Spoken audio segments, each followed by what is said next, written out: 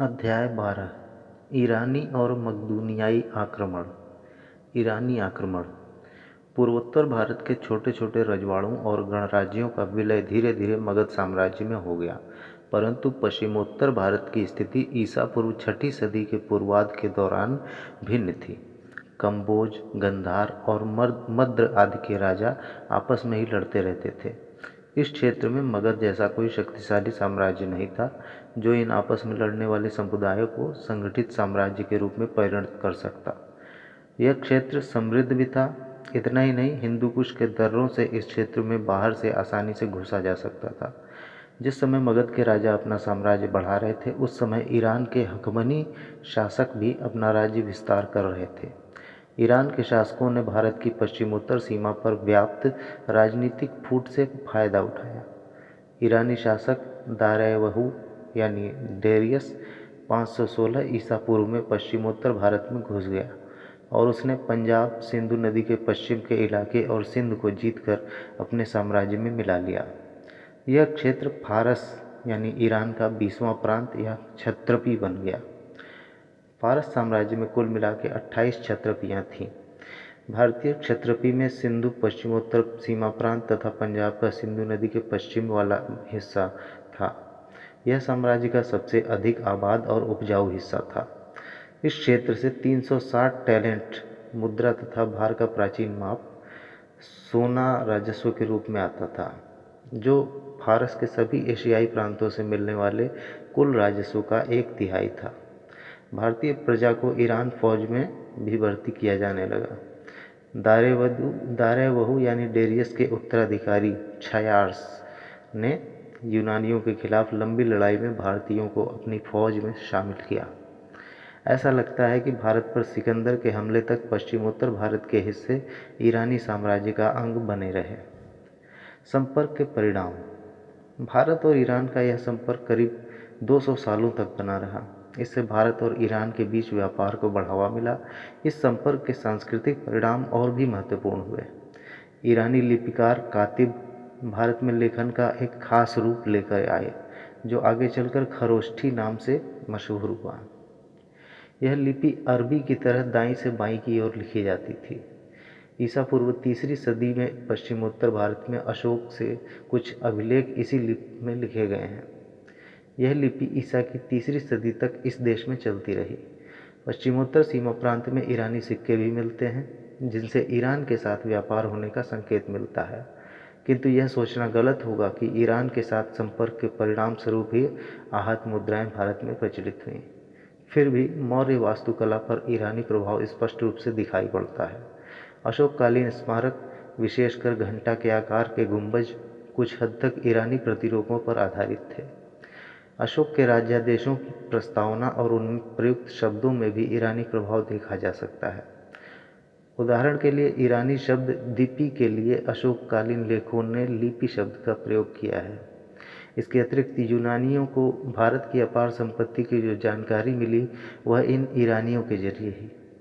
इस जानकारी से भारत की संपत्ति के लिए उनका लालच बढ़ गया और अंततोगत्वा भारत पर सिकंदर ने आक्रमण कर दिया। सिकंदर का आक्रमण। ईसा पूर्व 4ठी सदी में विश्व पर अपना आधिपत्य स्थापित करने के लिए यूनानियों और ईरानियों के बीच संघर्ष हुए। मकदूनियावासी सिकंदर के नेतृत्व में यूनानियों ने आखिरकार ईरानी साम्राज्य को नष्ट कर दिया। सिकंदर ने न सिर्फ एशिया माइनर यानी तुर्की और इराक को, बल्कि ईरान को भी जीत लिया। ईरान से वह भारत की ओर बढ़ा। स्पष्टतया वह भारत की अपार संपत्ति पर ललचाया था। इतिहास के पिता कहे जाने वाले हेरोडोटस और अन्य यूनानी लेखकों ने भारत का वर्णन अपार संपत्ति वाले देश के रूप में किया है। इस वर्णन को पढ़कर सिकंदर भारत पर हमला करने के लिए प्रेरित हुआ। सिकंदर में भौगोलिक अन्वेषण और प्राकृतिक इतिहास के प्रति तीव्र ललक थी। उसने सुन रखा था कि भारत की पूर्वी सीमा पर कैस्पियन सागर ही फैला है। वह विगत विजेताओं की शानदार उपलब्धियों से भी प्रभावित था। वह उनका अनुकरण कर उनसे भी आगे निकल जाना चाहता था। पश्चिमोत्तर भारत की राजनीतिक स्थिति उसकी इस योजना के लिए उपयुक्त थी। यह क्षेत्र अनेक राजतंत्रों और कबायली गणराज्यों में बटा हुआ था, जिन्हें अपने अपने क्षेत्र से लगाव था और जिन राज्यों पर उनका शासन था, उनसे उन्हें बड़ा गहरा प्रेम था। सिकंदर ने पाया कि इन रजवाड़ों को एक एक कर जीत लेना आसान है। इन इलाकों के शासकों में दो सुविख्यात थे। पहला था तक्षशिला का राजा आम्भी और दूसरा पोरस, जिसका राज्य झेलम और चिनाब के बीच पड़ता था। दोनों एक साथ मिलकर सिकंदर को आगे बढ़ने से रोक सकते थे, मगर वे दोनों संयुक्त मोर्चा नहीं बना सके और न ही खैबर दर्रे पर कोई निगरानी रखी गई। ईरान पर विजय पा लेने के बाद सिकंदर काबुल की ओर बढ़ा, जहां से खैबर दर्रा पार करते हुए वह 326 ईसा पूर्व में भारत आया। सिंधु नदी तक पहुंचने में उसे 5 महीने लगे। तक्षशिला के शासक आम्भी ने आक्रमणकारी के सामने तुरंत घुटने टेक दिए। सिकंदर ने अपनी फौजी ताकत बढ़ाई और खजाने में हुई कमी को पूरा किया। झेलम नदी के किनारे पहुंचने पर सिकंदर का पहला और सबसे शक्तिशाली प्रतिरोध पोरस ने किया। सिकंदर ने पोरस को हरा दिया, मगर वह उस भारतीय राजा की बहादुरी और साहस से बड़ा प्रभावित हुआ, इसलिए उसने उसका राज्य वापस कर दिया तथा पोरस को अपना सहयोगी बना लिया। इसके बाद वह व्यास नदी तक पहुंचा। वह पूरब की तरफ और भी बढ़ना चाहता था, मगर उसकी फौज ने उसका साथ देने से इनकार कर दिया। यूनानी सैनिक लड़ते लड़ते थक गए थे और बीमारियों ने उन्हें धर दबाया था। भारत की गर्म आबोहवा और 10 सालों से लगातार विजय अभियान में लगे रहने के कारण वे घर लौटने के लिए अत्यंत आतुर हो गए थे। उन्हें सिंधु के किनारे भारतीय शौर्य का भी आभास मिल चुका था।